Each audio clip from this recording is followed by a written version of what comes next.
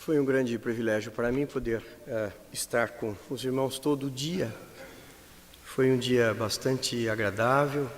À tarde nós trabalhamos bastante. E os cantores do coral e os músicos das orquestras que aqui estão, de uma forma muito amável e muito simpática, suportaram a minha chatice no ensaio e a rabugentice típicas de maestros. Muito obrigado. Pensei que deveria falar-lhes hoje, pela última vez, agora à noite, primeiramente sobre as questões musicais da música na igreja, ou quem sabe ainda encerrando a própria programação da igreja, considerarmos algo mais sobre os momentos da reforma protestante. Entretanto, achei que deveria repartir com os irmãos hoje um outro texto. Por isso quero convidá-los a tomarem as suas Bíblias e abrirem no Evangelho segundo escreveu Marcos,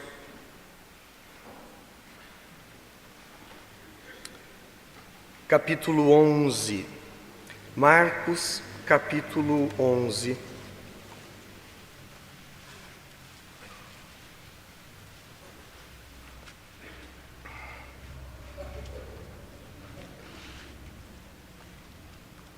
Logo no início, o primeiro verso.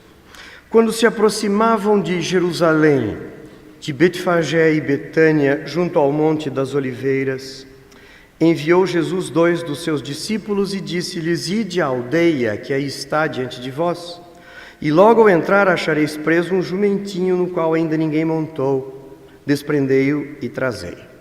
Verso 4. Então foram e acharam o jumentinho preso junto ao portão do lado de fora, na rua, e o desprenderam. Verso 7. Levaram o jumentinho sobre o qual puseram as suas vestes e nele Jesus montou. E muitos estendiam as suas vestes no caminho e outros ramos que haviam sido cortados dos campos.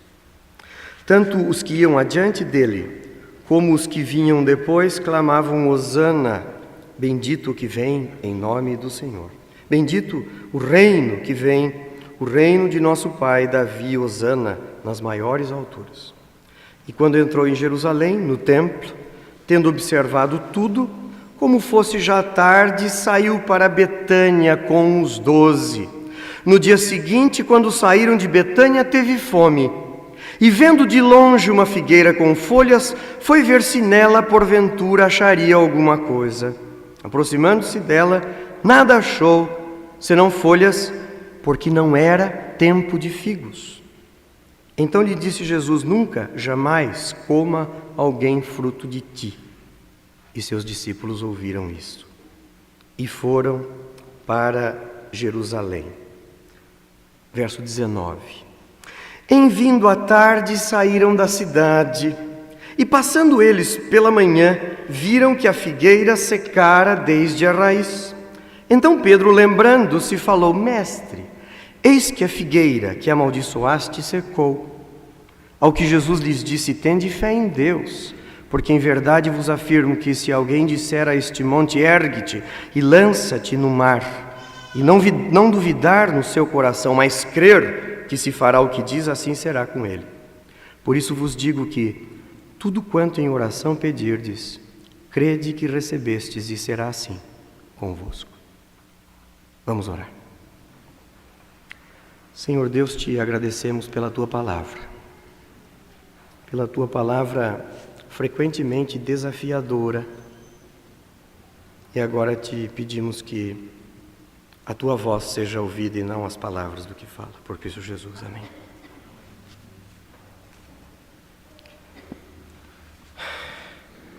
Corrupção. Esta é uma palavra que, infelizmente, nos dias de hoje, tem sido por demais presente no nosso vocabulário.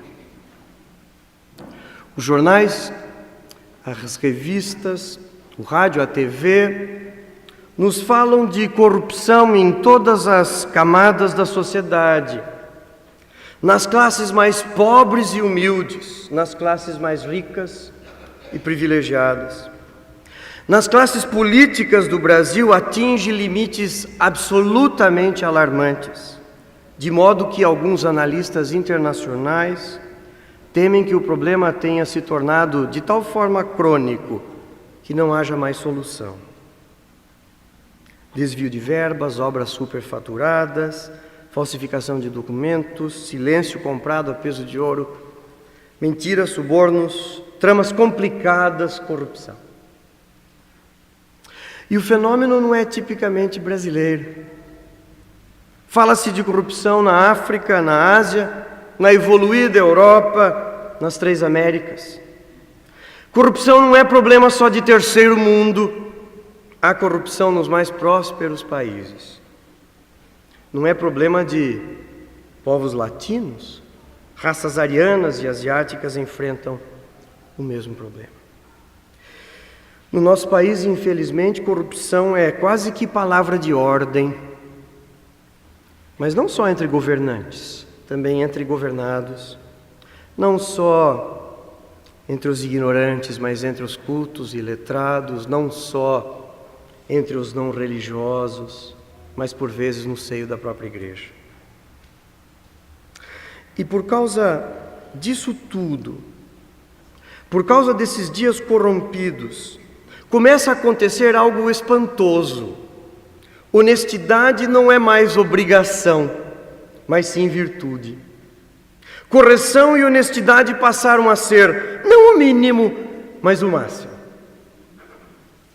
E quando alguém faz algum gesto de correção, algum gesto de honestidade, vira manchete de jornal. Nos habituamos com a corrupção e nos assustamos com a honestidade. Diante desta posição, diante desta constatação, o texto que lemos e as considerações que dele queremos fazer poderão nos parecer muito estranhos. Mas é por isso que devemos nos voltar a ele, para lembrarmos-nos do que foi que ele contou. Jesus fora a Jerusalém, o texto nos disse. Ao chegar, foi recebido e aclamado como rei. As pessoas saíram à rua e colocavam suas roupas e ramos para que ele passasse montado num animal e diziam: chegou a nossa hora, aí vem o nosso libertador. No final do dia foi para Betânia, onde queria passar a noite, onde iria repousar. No dia seguinte, saiu de Betânia para voltar a Jerusalém e no caminho sentiu fome. O texto não nos fala por que é que Jesus teve fome. Não sabemos se ele não se havia de fato alimentado pela manhã ou se, quem sabe, era hora de alimentar-se outra vez. O fato é que teve fome e viu uma árvore frutífera à distância. Viu uma figueira. Jesus então aproximou-se à procura de frutos, à procura dos figos. Mas ao chegar só encontrou folhas. A figueira, vista à distância, era cheia de folhas viçosas, bonita. Mas aproximando-se dela, notava-se que não estava produzindo frutos. E Jesus, por isso mesmo, amaldiçoou a árvore. Ninguém jamais coma do seu fruto.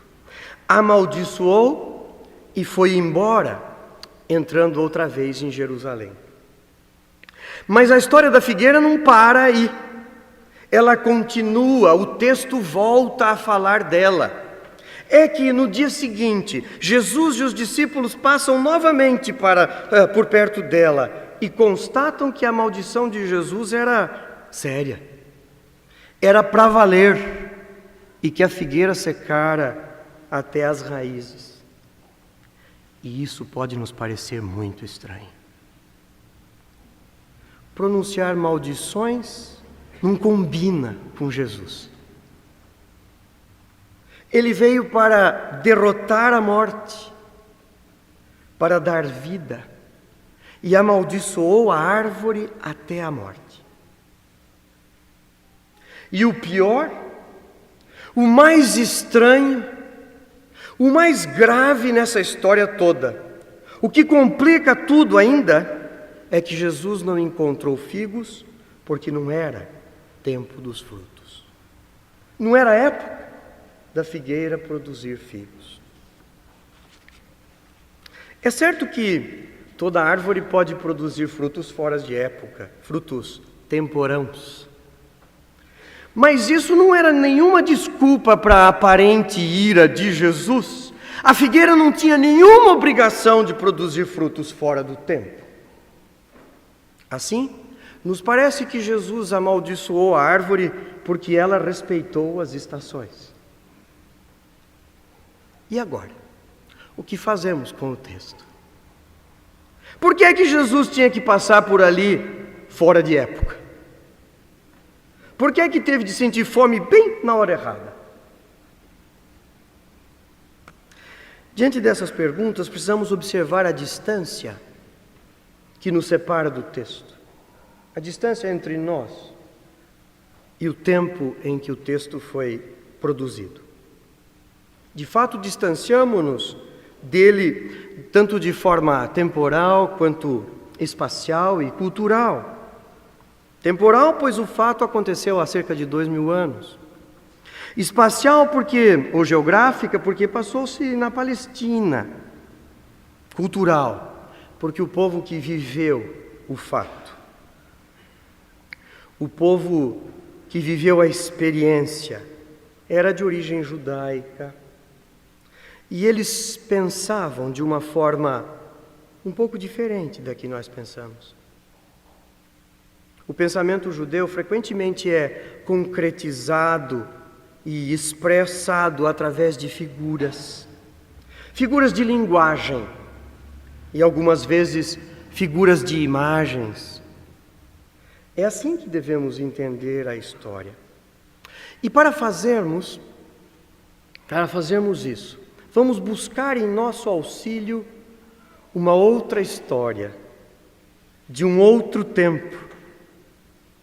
Talvez mais de 7 séculos antes dessa história da figueira de Jesus. Uma outra lição, é verdade, mas semelhante à história da figueira em vários aspectos, em vários dos seus elementos. Não se esqueçam da figueira de Jesus, voltaremos a ela. Quero falar-lhes da árvore de Jonas. Antes vamos nos lembrar da história de Jonas. Depois de fugir de Deus por certo tempo e da missão que ele lhe dera, Jonas finalmente desembarca em Nínive e se põe a falar aos ninivitas. Jonas proclama que em 40 dias Deus vai destruir a cidade. E Jonas fala isso veementemente. E fala isso de forma enérgica e convincente, tão convincente, que em virtude da mensagem que Jonas trazia, o povo e até o próprio rei arrependeram-se e pediram perdão a Deus, pedindo que Deus não os destruísse. E Deus os atendeu. Jonas, então, capítulo 4 nos conta isso, saiu da cidade revoltadíssimo, bravo com Deus, extremamente irado, diz o texto. Ele queria que Deus condenasse os ninivitas, assim como ele, Jonas, tinha garantido que aconteceria. Ele não queria que Deus os perdoasse, os livrasse. É bem verdade que pode haver uma intenção maior por trás disso do próprio Jonas, um interesse pessoal nessa matança.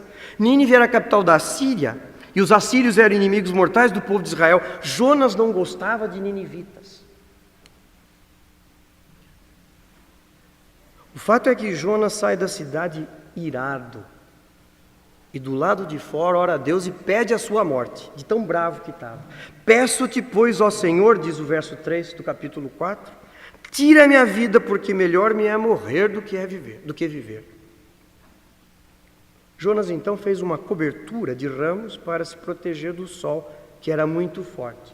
E ficou por ali, num lugar mais alto, do qual podia avistar a cidade, e o texto nos diz, até ver o que acontecia à cidade. Veja que ele tem esperança que ainda alguma coisa vai acontecer, não é? Então, atenção, Deus faz nascer uma planta que cresceu sobre Jonas, produzindo sombra boa, que o refrescou e o deixou satisfeito. No dia seguinte, ao amanhecer, o sol começa a sair com intensidade. Deus mandou um verme que cortou a planta e ela secou. Jonas outra vez irritou-se muito, porque agora o sol lhe queimava a cabeça e ele novamente pede a morte. Melhor me é morrer do que viver. Mas tudo isso era uma lição, uma grande e inesquecível lição de Deus para Jonas. Diz o texto, você, Jonas, tem pena da planta que nasceu num dia e morreu no outro. Como é que eu não terei compaixão de mais de 120.000 pessoas e muitos animais que vivem em Nínive? Assim conclui o livro. Aí estava a lição. Deus criara pacientemente toda uma trama complicada, uma história de 2 dias, uma situação especial, um fato concreto e estranho que teve como única finalidade ensinar Jonas. E era comum essa forma complicada, demorada, mas tremendamente eficiente e inesquecível de ensinar. A partir desse dado que agora temos, dessa história que nos lembramos, é que devemos retornar à nossa história, à nossa árvore, a figueira amaldiçoada por Jesus. Na história da figueira sem frutos, Jesus também está se utilizando de uma situação especial, estranha, não convencional, de um fato extraordinário, de uma figura concreta para nos ensinar. É uma espécie de parábola, não contada em palavras, mas através de fatos reais, como fora real a árvore de Jonas. O importante aqui não é a fome do mestre, nem a maldição. O que deve nos interessar não é a morte da árvore, mas sim qual é o ensino, o que é que Jesus queria ensinar com tudo isso. E para isso temos que voltar ao texto bíblico. Já ficou evidente que Jesus cobrou frutos de uma árvore fora da estação apropriada. Assim, parece que o desejo de Jesus era que a planta transcendesse os seus limites. De fato, essa é a lição que ele quer nos ensinar. E é exatamente o que ele mesmo espera da sua igreja mesmo. Isso não era novidade. Na parábola da videira, Jesus repete substancialmente a história da figueira. Todo ramo que estando em mim não der frutos, ele o corta. E todo o que dá fruto limpa, para que produza mais frutos ainda. Ele não fala de estações do ano. Assim, ele não espera que a igreja apenas cumpra o seu dever de dar frutos na estação certa. Todas as instituições humanas, filantrópicas, sociais, intelectuais, já o fazem mais ou menos bem, dar frutos na estação própria. Da igreja e dos seus, o Senhor espera mais. Ele espera frutos fora de época. Aqui podemos perguntar, será isso possível? Afinal, somos apenas seres humanos, fracos, falhos, frágeis, limitados. É por isso que a história da figueira termina com uma lição sobre a fé. Quando Pedro mostra a figueira seca para o mestre e questiona Jesus, mestre, eis que a figueira que amaldiçoaste secou, ele, Pedro, ouve uma estranhíssima resposta. Uma resposta que aparentemente não tinha nada a ver com o fato, nada a ver nem com a pergunta de Pedro. Tende fé em Deus, e se a tiverdes, poderás dizer ao monte, ergue-te e lança-te ao mar. Com essa lição, Jesus certamente não está querendo ensinar a amaldiçoar, nem a aplainar a terra lançando montanhas no abismo, mar adentro com o poder da fé. Jesus quer antes lembrar dos frutos produzidos pela fé. Suas palavras sobre a fé não podem ser separadas da figueira. A fé capacita, a fé revoluciona. A fé em Deus é o segredo e o diferencial da igreja. Com fé, a igreja produzirá mais do que somente folhas bonitas que a deixem vistosa e imponente. Com fé, a igreja produzirá mais do que somente frutos na estação certa.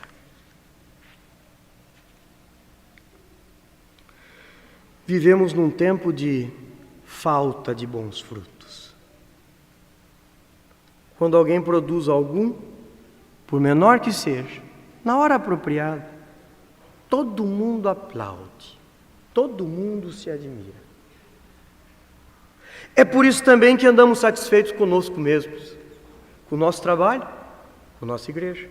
Afinal, temos vivido mais ou menos decentemente, andado razoavelmente bem, acima da média até.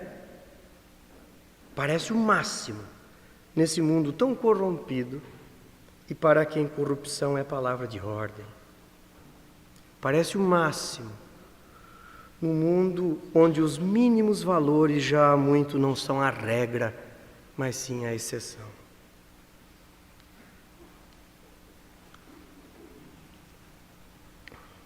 O Salmo 1 nos fala do homem correto, íntegro, do homem justo. E o Salmo o compara a uma árvore plantada na beira de um rio e que por isso mesmo produz frutos na estação própria. Isso é correto e justo. Mas na história da figueira, Jesus nos informa o que Ele espera de nós, da sua igreja, dos participantes do nosso encontro de hoje. Frutos fora de época, fora da estação própria. Não adianta argumentar que a estação dos frutos ainda não chegou, ou que talvez já tenha passado. Jesus quer frutos extraordinários e que só podem ser produzidos a partir e pela fé. Que Ele mesmo nos ajude e que o doador da fé nos capacite a produzir frutos a tempo, mas também fora de tempo. Amém.